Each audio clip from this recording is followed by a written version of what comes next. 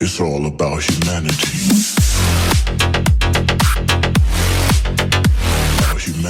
Here's a story that I'm guessing that most people, unless you're in the UK and you really care about what's going on with the royals, which at this point I think people are just burnt out with the royals. It's like, oh, what now? It's just more noise, you know. This is a story that it started hitting yesterday. It really hit big today in the United States. And I think we should talk about it because there's a couple of very interesting points to this that I don't want to miss here, that I don't want to just sort of gloss over and put into the noise of everything else going on with the royals. And that is this whole thing with Diana and this interview she did, this famous interview that she did with Martin Bashir and the BBC back in 1995. And this is a very famous interview because this was the moment that she sat there and she talked about having bulimia and she talked about her husband's affair. And she'd been separated at this point from Charles for a while. So it's not like they were still married. So she really opened up about all this stuff. And the reason why it's a really big deal is two main things going on here. One of them is that now we get celebrities who just tell us everything about themselves. Remember a couple of weeks ago, we talked about Kelly Clarkson was telling us how she poops on stage because she doesn't have time to go to a bathroom. So she poops in a pot on stage, like gross. TMI. Kristen Bell was telling us that when she was pregnant, Dax Shepard would like to nurse her breasts, drink her milk. TMI. You know, so now celebrities just tell you everything about themselves. There's nothing we don't know, even the really, really personal stuff that you're like, you know what? We don't have to know everything. So Diana talking about having bulimia and talking about her husband's affair in 1995 was a really big deal because she was super famous, and super famous people back then, they hired publicists to hide that stuff, not to promote it. They never talked about, that's the kind of stuff they would deny. Not like today where they use it to promote a movie or whatever their project they're working on, their podcast. So that's why it's a big deal. So if you want to play a little bit of that interview just for people, and just so you know, they took it down everywhere because Martin Bashir is like persona non grata after this whole expose, which I will tell you about next. But let me just refresh your memory about the interview. If you're listening to us, you'll hear the audio. It'll be familiar to you. If you're watching us, you're going to see it has, I don't know if that's Chinese or Japanese, but it's subtitled because it's been taken down everywhere. But I found this on the dark web. Web. You went to the dark web and found it, and then we have it. Is that true? Yes, I did. I had bulimia for a number of years. And that's like a secret disease you inflicted upon yourself because your self-esteem is at a low ebb and you don't think you're worthy or valuable. You fill your stomach up 4 or 5 times a day, some do it more, and it gives you a feeling of comfort. It's like having a pair of arms around you, but it's temporarily. Temporary. Then you're disgusted at the bloatedness of your stomach. And if she was still alive, I shouldn't pause it right there. Hold on. Sorry. If she was still alive, this interview would be with Oprah. Guaranteed it. Bring it all up again. Oh, of course. And it's a repetitive pattern, which is very destructive to yourself. How often would you do that on a daily basis? Depends on the pressures going on. If I'd been on what I call an away day, where I'd been up part of the country all day, I'd come home feeling pretty empty because my engagements at that time would be...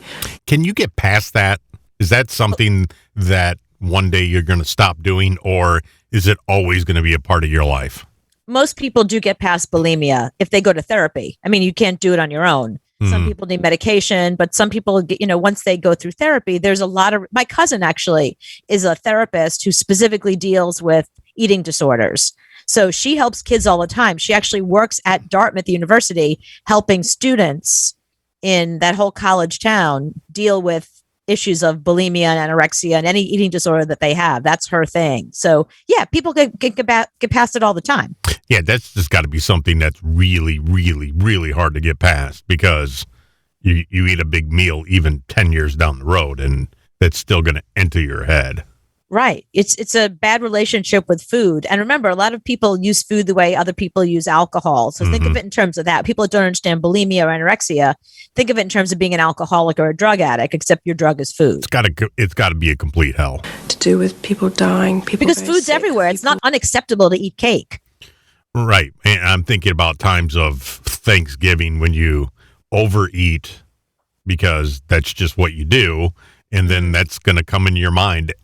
You eat a slice of pizza, it's going to come into your mind. Yeah, it's a trigger for sure. Yeah. Like how many calories is that one slice of pizza? It's the problem, all that, and I come home and it would be very difficult to know how to comfort myself, having been comforted lots of other people. So And then you have the pressure of being a royal, Right. regular Having to look a habits certain from- way, having to have a certain body image. always being in front of the camera, being perfect. No, and It was a ignored symptom. personally in her home. I mean, she was always treated like an outsider. Nobody really cared about her. She would have an issue, and they'd be like, "Oh, okay, bummer for you." Like they wouldn't deal with her. Hmm. of what was going on in my marriage. I was crying out for help, but giving the wrong signals. And people were using my bulimia as a coat on a hanger. They decided that was the Look at her skin, though. I know, Problem. perfect skin. Diana was unstable. And so you Yeah. subjected yourself to this phase of binging and vomiting. You could say the word subjected, but it was my escape mechanism. And I mean, her sharing For this me is a at really that big time. deal for 1995. Like we've Oh, heard so this many is celebrities. Yeah, I mean, like today, I think it was I forget, some celebrity came out today and talked about, Lady Gaga. Lady Gaga was talking about that she was raped when she was 19 years old, and she's talking all about it and how it affected her life and depression and what it did to her. Celebrities now are really willing to open up to us because they know that they have some power. They know that if they open up to us, then we'll be more willing to be like, you know what, that happened to me also. I'm now going to start talking about it, maybe get some help instead of making everything hush hush. So I think her opening up about her bulimia, while it was shocking at the time to the royals, I think this really helped tens of thousands, if not millions of young girls who were like, wait a minute, this sounds like me. This was the first time that a big celebrity talked about something as scandalous as that, a royal of all people. But if this was today, it would have got so much more press because I don't even remember this interview happening. Are you kidding? This was the biggest thing on the planet. I was in radio and I don't remember this at all. So it didn't reach me where I was. So I Then can that's imagine just you. No, it reached everybody. This was the biggest thing. In it fact, didn't reach me. I mean, I had no idea until you just brought it up that she had this issue. okay, well, that's why we're talking about it. So Yeah. if you go to the next clip, I think that the next clip is actually quite interesting because in the next clip is when she says there's a famous line that she says in this clip that everybody knows whenever they talk about the Martin Bashir interview with Princess Di, they always quote this one particular line where she actually is finally very open about the affair that Prince Charles was having with Camilla Parker Bowles for their entire marriage, pretty much.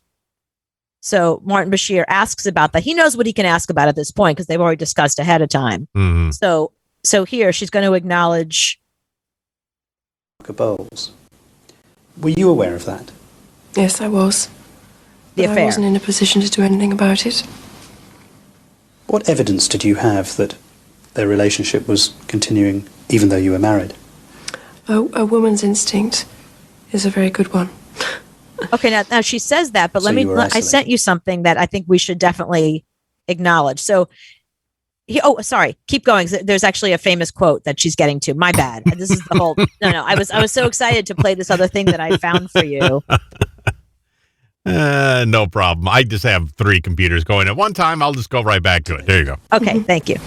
Very much so. Do you think Mrs. Parker Bowles was a factor in the breakdown of your marriage? Well, there were 3 of us in this marriage, so it was a bit That's crowded. the line. There were 3 of us in this marriage, so it was a bit crowded. That made headlines. That was the By biggest the December news of in that year, 1995. as you say. Mhm. I mean, whether you were a kid or whether you were an adult at the time, like it was hard to miss because it was like that was the headline everywhere. So, this was a big deal. So people were saying like, well, how did she know? And she's telling Martin Bashir that it's just speculation or a woman knows, but she actually had a confrontation a couple of years earlier with Camilla Parker Bowles, and somebody dug up that audio and released it today. And I sent that to you, that I wanted you to play for people because, so this is 3 years before this interview. She confronts Camilla Parker Bowles, like woman to woman, at the house. The audio is not great, but listen carefully. There's a very happy little threesome going on downstairs. Camilla, Charles, and someone and I who I didn't know, chatting away. Camilla, Charles, and some other man were downstairs in the palace. I sat down, joining the conversation as though we were best friends. And I said, Camilla, I'd love to have a word with you if possible. And she looked really uncomfortable, put her head down. She said, oh yes, fine. And I said to the two men, okay boys, just have a quick word with Camilla. And, so the two men leave, and so Diana confronts her and says, I'd like to have a word with you. And Camilla Parker Bowles just puts her head down. So I said, Camilla, you'd like to sit down. So we sat down. Camilla, have a sit down. And I said, Camilla, I'd just like to know that I know exactly what's going on. And she said, I don't know what you're talking about. I know what's going on. I don't know what you're talking about. And I said, I don't even know who you are. What's going on between you and Charles? And I know what's going on between you and Charles, and I just want you to know that, she says. And she said to me, very interesting, she said to me, you've got everything you've ever wanted. All the men in the world fall in love with you. You've got two beautiful children, what more would you want? And I didn't believe what she said anyway. So I said, I want my husband. And she said, well, she looked down the whole time. I said to Camilla, I'm sorry I'm in the way. I obviously am in the way. And it must be hell for both of you. But I didn't know what's going on, don't you know? Yeah, so she acknowledges, Camilla never says, I'm not having an affair. Her response is, well, you have everything you want. Men all over the world falling in love with you. You have everything you want. She says, Except I want my husband. Yeah, you took my husband. So, this was a big scandal back then. And the interview heard around the world. What we learned today is that interview, in order for Martin Bashir to get that interview, now he was a nobody. He wasn't a big reporter. Remember, he did that interview later with Michael Jackson. Like he did some really famous interviews over the past 20 years or so. 25 years later, we learned that Martin Bashir, who was a BBC reporter, doctored a bunch of documents. They literally faked up a bunch of documents to make it look like people in the palace were spies set to spy on Diana and everything she was doing. So she needs to get ahead of this because they already know what's going on. This is all going to come out. And Martin Bashir and the BBC with these fake documents went to Diana's brother and said, here's what we have. We'd like her to get ahead of this. We want to do an interview with our reporter, Martin Bashir, who nobody knew who he was at the time. This made his career. And the brother freaked out and was like, oh my God, they're going to out you. They're going to out all this stuff.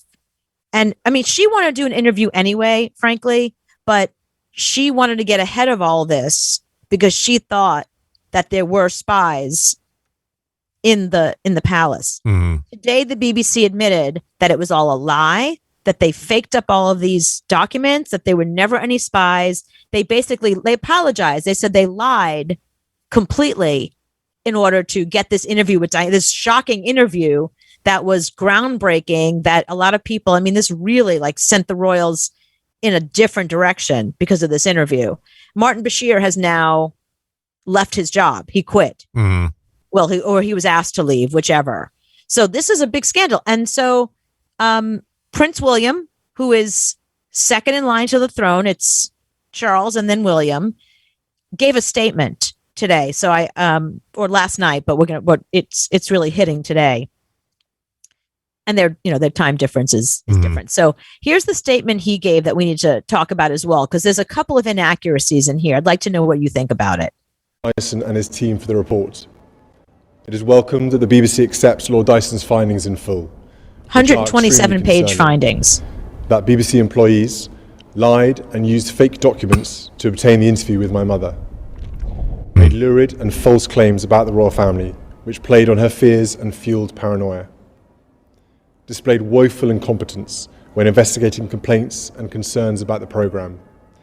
and were evasive in their reporting to the media and covered up what they knew from their internal investigation. It is my view that the deceitful way the interview was obtained substantially influenced what my mother said. The interview was a major contribution to making my parents' relationship worse and has since hurt countless others. It brings indescribable sadness to know that the BBC's failures contributed significantly to her fear, paranoia, and isolation that I remember from those final years with her. Right. But what saddens me most is that if the BBC had properly investigated the complaints and concerns first raised in 1995, my mother would have known that she had been deceived. She was failed not just by a rogue reporter, but by leaders at the BBC who looked the other way rather than asking the tough questions. It is my firm view that this Panorama programme holds no legitimacy and should never be aired again. And they've since pulled it, which is why I had trouble finding that and had to find the Japanese version. Has been commercialised by the BBC and others. This settled narrative now needs to be addressed by the BBC and anyone else who has written or intends to write about these events. They've fired everybody who was involved, including Martin Bashir. Public service broadcasting and a free press have never been more important. These failings, identified by investigative journalists, not only let my mother down and my family down, they let the public down too. Okay, so here's a couple of important points here. Now, the BBC is not like, like CNN is owned by Jeff Zucker and he can do whatever he wants on there. And Fox is owned by Rupert Murdoch. He can do whatever he wants to. The BBC is public broadcasting. They make their money because people have to pay licensing fees. So if you own a television or if you watch it streaming, the BBC, you're paying for that. So basically, it's public funded.